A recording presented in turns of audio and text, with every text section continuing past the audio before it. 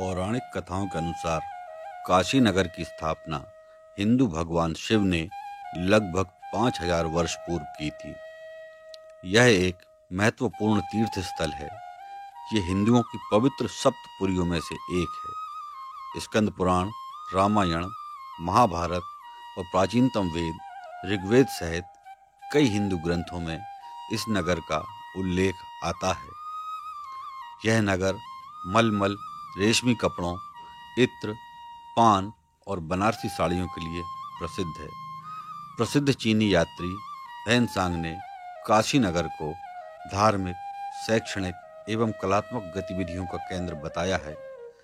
बनारस को लोग मंदिरों का शहर, भारत की धार्मिक राजधानी, भगवान शिव की नगरी, दीपों का शहर आदि विशेषण भी देते हैं।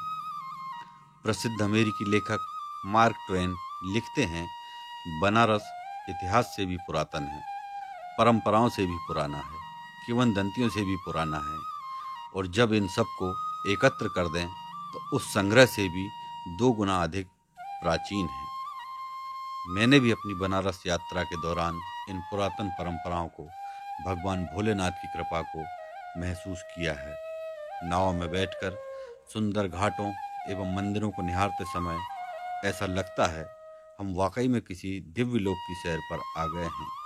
साथ ही मैंने अपनी इस यात्रा के दौरान यहाँ के प्रमुख व्यवसाय बनारसी साड़ी के कारखानों को भी नज़दीक से देखा, साड़ी के कारीगरों से बात की और इस व्यवसाय की बारीकी को समझने की कोशिश की जो आपके समक्ष प्रस्तुत कर रहा हूँ।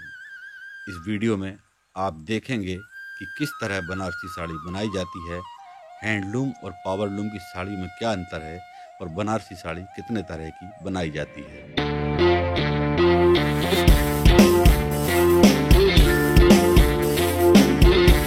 हेलो दोस्तों, मैं गुड्डा डेमोले आज आपका फिर स्वागत कर रहा हूं। दोस्तों, मैं हूं इस समय बनारस के लल्लापुरा एरिया में। और दोस्तों, यहां पे जो प्रसिद्ध है, यहाँ बनारसी साड़ियों के लिए ये पूरा मोहल्ला प्रसिद्ध है।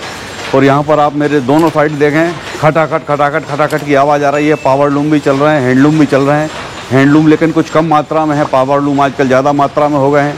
तो हम चलते हैं किसी कारखाने में और चलकर हम देखेंगे। मैं अभी गया था मुस्लिम सिल्क हाउस में, हम उनके ही कारखाने में चल रहे हैं और उनके कारखाने में चल के हम बनती हुई साड़ियों को देखेंगे। दोस्तों, बनारस में आने के 2 मतलब हैं, एक तो बनारसी साड़ी और बनारसी पान। यदि आपने दोनों को नहीं चखा और नहीं देखा तो आपका बनारस आने का कोई मतलब नहीं है। हम चल के देखेंगे कि बनारस की साड़ी हैंडलूम और पावरलूम दोनों में किस तरह से तैयार की जाती है और उन अनुभवी कारीगरों से बात करेंगे। चलिए मेरे साथ, आइए।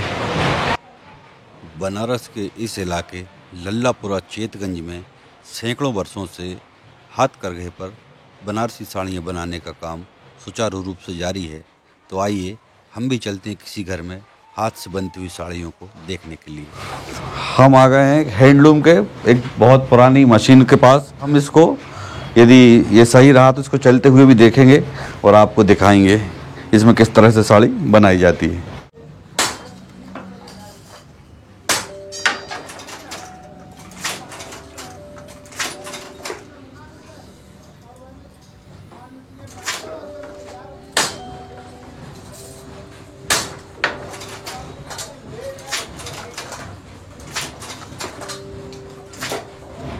ये हमारी पुश्तैनी मतलब वो कारोबार है, उसको चला रहे हैं।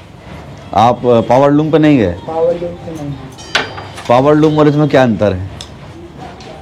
अंतर क्या है, अब ये हैंडलूम है, हाथ से बनता है, वो पावर मशीन से बनता है, पावर से बनता है। इसमें सुकून है, थोड़ा राहत है आदमी को। सुबह बैठा, शाम में अपना उठ गया। अब मशीन में तो 12 घंटा एकदम रेगुलर लगे रहो। यही है। कमाई में कोई अंतर? कमाई में अंतर तो है, इससे बेहतर मशीन में कमाई है। बस रह गया कि इसमें सुकून है, आदमी को सुकून है, इसमें रातों दिन लगे रहो मशीन। देखिए, हम लोग मजदूरी करते हैं। अच्छा। एक साड़ी हम बुनते हैं, 4000 रुपया मुझे मिलता है। अच्छा। पावरलूम में जैसा काम करेंगे, जैसे 12 घंटा करते हैं तो दिन में भी एक आदमी दिन में करता है तो दूसरा रात में करता है। अच्छा। तो उसको वही हिसाब से हफ्ते उसमें एक साड़ी कितना दिन में निकल जाता है? उसमें तो एक साड़ी 3 घंटा 4 घंटे में निकल जाता है। इसमें सब हाथ से बुनना पड़ता है, सब एक ठेवा उसमें भरना पड़ता है। मशीन में तो चालू हो गया, अपना चल रहा है।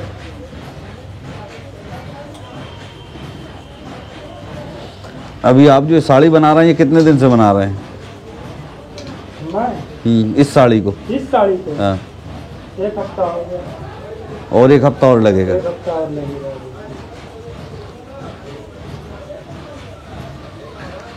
देखा आपने हैंडलूम का काम कितना तकलीफ भरा और आराम का तो नहीं कह सकते, लेकिन हाथ का काम और मशीन का काम में ज़मीन आसमान का फ़र्क है। एक साड़ी जहाँ 20 दिन में बनती है हैंडलूम में, वहीं दूसरी साड़ी 3 घंटे में पावर लूम में बन जाती है। हमने यहाँ इनसे बात की और इनने हमें बहुत सारी जानकारियों से अवगत कराया। इसके बाद हम चलेंगे पावर लूम को देखेंगे। बनारस के लल्लापुरा और चेतगंज की संकरी गलियां हैंडलूम और पावर लूम की मशीनों की खटाखट से हमेशा गुलजार रहती हैं। यहाँ पर हर घर में आपको पावर लूम और हैंडलूम पर बनारसी साड़ियाँ बनते हुए दिखाई दे जाएंगी। अभी हम जा रहे हैं मुस्लिम सिल्क हाउस के कारखाने पर, वहाँ पर पावर लूम से बनती हुई साड़ियों को देखेंगे। इस कारखाने में हमने देखा 6 पावर लूम मशीनें लगी हुई हैं जो बिजली से चलती हैं। हमने देखा सभी पर बहुत सुंदर डिजाइन से साड़ी बनाने का काम किया जा रहा था और सभी कारीगर मन लगाकर अपने काम में तल्लीन थे। इतनी सुंदर साड़ियाँ पहली बार अपनी आँख से बनते देखना अपने आप में हमारे लिए एक अनोखा अनुभव था। अभी तक हमने साड़ियाँ दुकानों पर देखी हैं, महिलाओं को पहने हुए देखा है, लेकिन उनमें किस तरह की बारीकी से काम किया जाता है यह हैंडलूम और पावर लूम पर हमने बहुत अच्छे तरीके से देखा, जाना और समझा। हैंडलूम के कारीगरों से हमने बात की थी जो हैंडलूम पर हथकरघे से हाथ की साड़ी बुन रहे थे। उन्होंने बताया कि एक साड़ी बनाने में उन्हें 8 से 10 दिन और 15 दिन भी लग जाते हैं, और यदि बहुत बारीक काम हुआ तो 1 माह भी एक साड़ी बनाने में उनको लगता है। लेकिन हमने यहाँ पर देखा पावर लूम में 12 घंटे में औसत 3 से 4 साड़ियाँ बन रही थी, जो एक बहुत बड़ा अंतर है हैंडलूम और पावर लूम का। मैं अभी आया हूँ बनारस में लल्लापुरा में मुस्लिम सिल्क हाउस, जो बनारसी साड़ियों का जिनका प्रोडक्शन भी है और जिनकी शॉप भी है। तो आज हम यहाँ पर बैठे हैं श्री मनोज जी पांडे, और पांडे जी से हम जानेंगे यहाँ की साड़ियों की क्वालिटी के बारे में, साड़ियों के दाम के बारे में, और क्या क्या विशेषताएं बनारसी साड़ी की हैं इस बारे में। तो पांडे जी, आपके पास कौन कौन सी साड़ियाँ हैं? ये देखिए आएगा बनारस जो सिल्क साड़ी का लो रेंज है, ये 950 का आएगा, और ये प्योर सिल्क नहीं है, ये 50-50 सिल्क है। देखिए मैं आपको बता देता हूँ बारीकी। देखो इसको ताना बाना बोलते हैं। एक धागा ये प्योर होता है, एक धागा मिक्स होता है। ये ताना बाना है, एक धागा ये प्योर होता है, एक धागा ये आपका मिक्स होता है। ये जो है मिक्स क्वालिटी है, और प्योर में हम आपको दिखा रहे हैं। चौकर दो।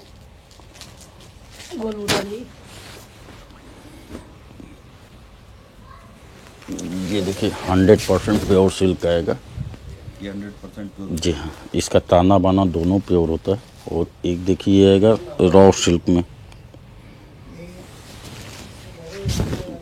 दो या कतांजलि वगैरह दो, तंचुई दो। ये आपका 1500 के रेंज में आएगा, ये 7500 का आएगा, और इसका प्राइस तो आपको बता ही दिए हैं। और एक देखिए आएगा 2500 के रेंज में।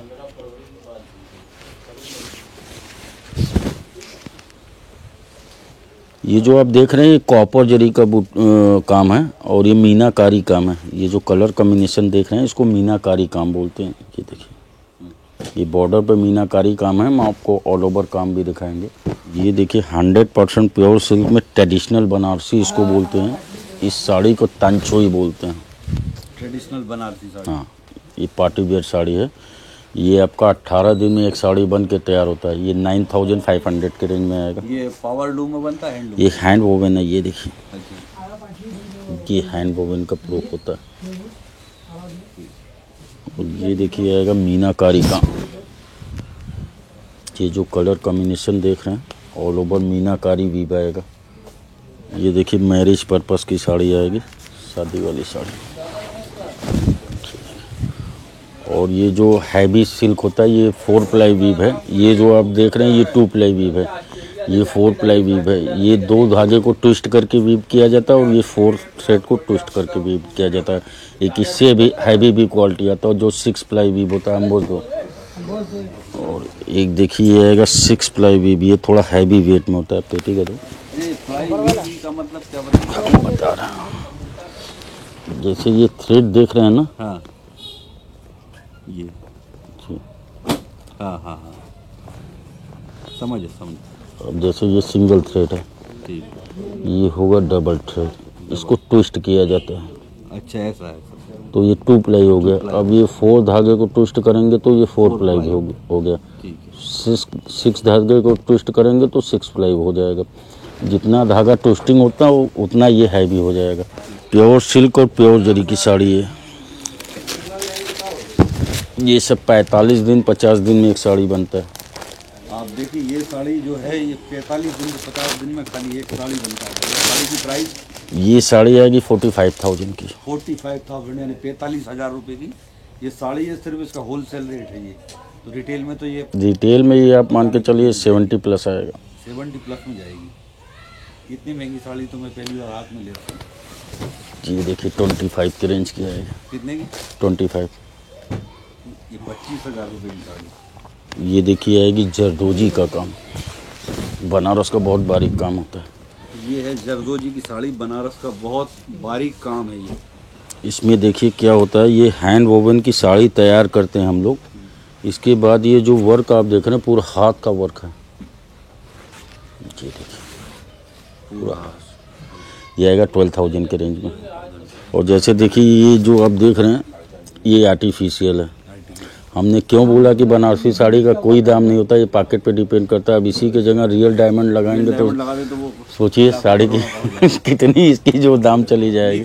मुस्लिम सिल्क हाउस पे तरह तरह की साड़ियों की वैरायटी देखी हमने। पांडे जी ने हमको तरह तरह की वैरायटी दिखाई और 1500 से लेकर 75,000 तक की साड़ी तो मैं देख चुका हूँ। आगे इनका कहना है कि आपके पॉकेट पर डिपेंड है। यदि आप 10 लाख रुपए की साड़ी कहेंगे तो मैं आपको 10 लाख रुपए की साड़ी दूंगा, बना के दूंगा। नहीं तो मेरी दुकान में भी है, लेकिन मेरी जेब इतनी गवाही नहीं देती तो मैं 10 लाख की साड़ी ले लूं। लेकिन इन्होंने जो भी दिखाया बहुत अच्छा दिखाया। और मेरे देखने वाले जितने भी सब्सक्राइबर्स हैं, व्यूअर्स हैं, कभी भी बनारस आएँ तो एक बार इनकी दुकान पर विजिट ज़रूर करें। होलसेल का माल यहाँ पर पूरा उपलब्ध है, बहुत आसान रेट में, बहुत अच्छे से उपलब्ध है। और सबसे ज़्यादा पसंद तो मुझे ये साड़ी आई, लेकिन मेरे बजट के बहुत बाहर की साड़ी बताई है। तो कभी मैं आऊँगा मेरी धर्म पत्नी को लेकर तो ये साड़ी फिर मैं उनकी पसंद से दिलाऊँगा और पॉकेट में उतना वजन लेके आऊँगा। तो पांडे जी आपने अपना बहुमूल्य समय हमें दिया, साड़ियाँ दिखाई, इसके लिए आपका बहुत बहुत धन्यवाद।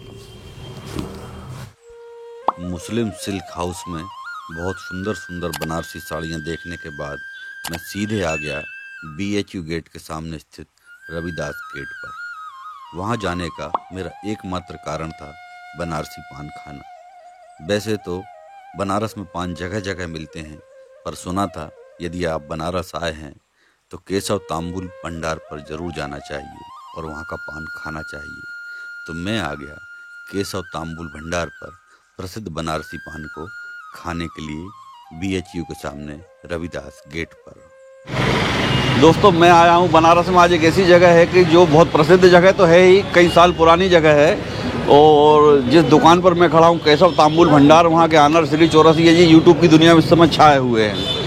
और जो भी यूट्यूबर्स इंडिया में बाहर के बाहर देखते हैं वो सिर्फ इनसे पान खाने इनकी दुकान पर एक बार ज़रूर आते हैं। और पान यूट्यूबर तो है ही हैं, साथ में जो लोग भी ये वीडियो देखते हैं वो एक बार ज़रूर इनकी दुकान पर आते हैं। मैं आज यहाँ से बहुत दूर था सारनाथ में मेरी इच्छा हुई कि मैं चलूँ। मैंने मेरे साथ जो भैया थे उनसे बोला, मैंने कहा भैया मेरे को वहाँ ले चलो। ये बोले बहुत दूर है। मैंने कितनी भी दूर हो आप चलो एक बार, और हम चलेंगे और दादा से आज एक पान खाएँगे। दादा आपका पान हमें खिलाइए और बढ़िया मीठा पान खिलाइए, एकदम ज़बरदस्त खाइए। हम इतनी दूर से आए तो पान के लिए आए और आपके लिए। बनारस में जगन्नाथी पान और मगही पान बहुत फेमस पान है।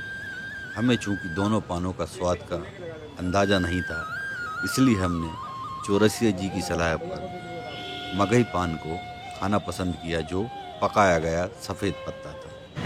देखिए मोहब्बत एक बहुत बड़ी चीज़ होती है और ईमानदारी। किसी भी क्षेत्र में आप अपने जो है ईमानदारी से अपने को समर्पित कर दीजिएगा, जरूर सफलता मिलेगी। और हम लोग अपने जो भी पान का जो अंदर में जो भी मटेरियल का यूज़ करते हैं उसमें किसी प्रकार का इस तरीके का केमिकल का यूज़ नहीं होता जो किसी के जीवन के हानिकारक हो।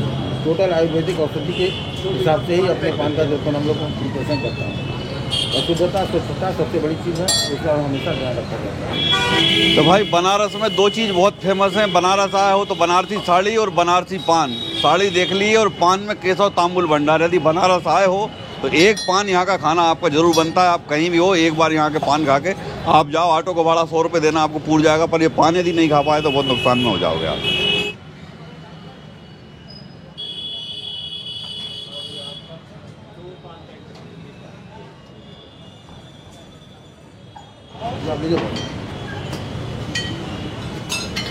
तो ये पान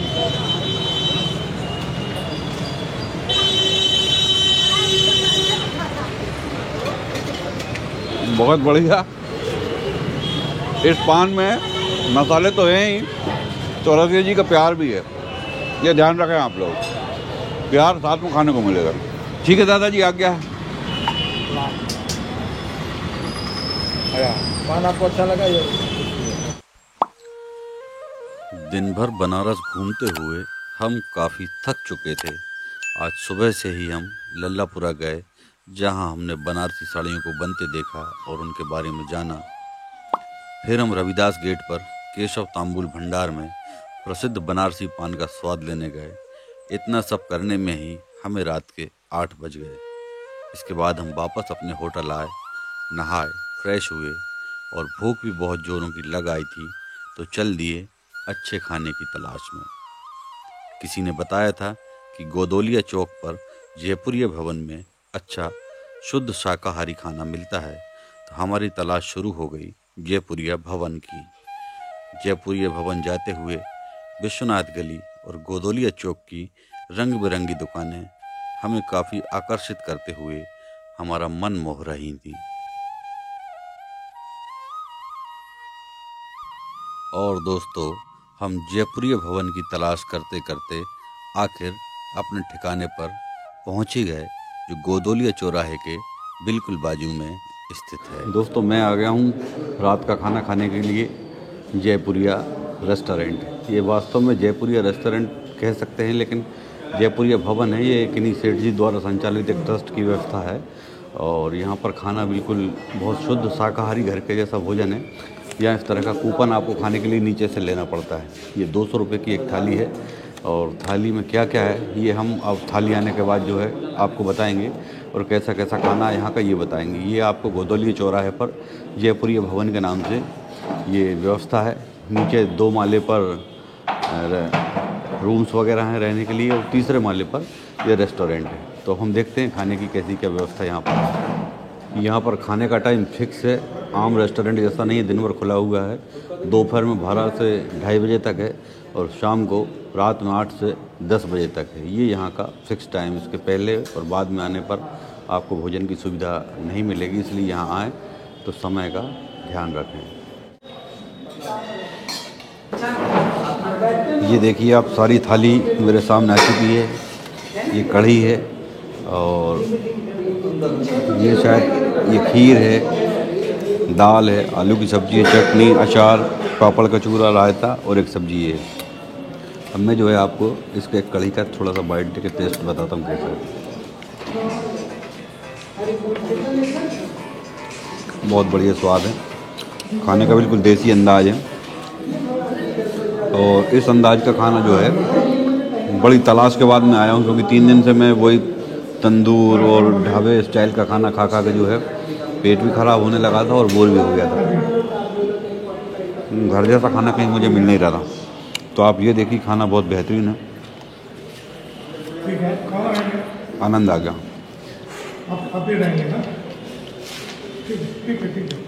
कढ़ी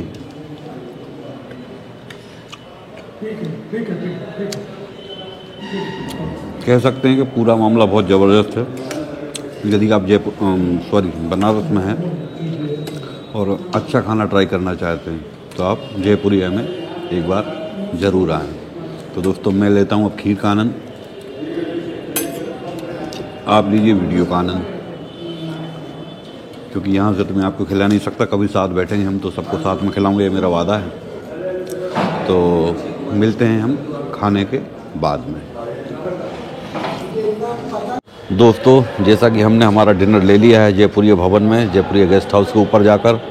डिनर बहुत संतुष्टिपूर्ण था, बहुत आनंददायक था, शुद्ध शाकाहारी भोजन था जो हमने 3 दिन बाद आज किया है। तो हमें बड़ी संतुष्टि मिली इस भोजन को करने के बाद। आप भी कभी आएँ तो जयपुरिया में ज़रूर आएँ।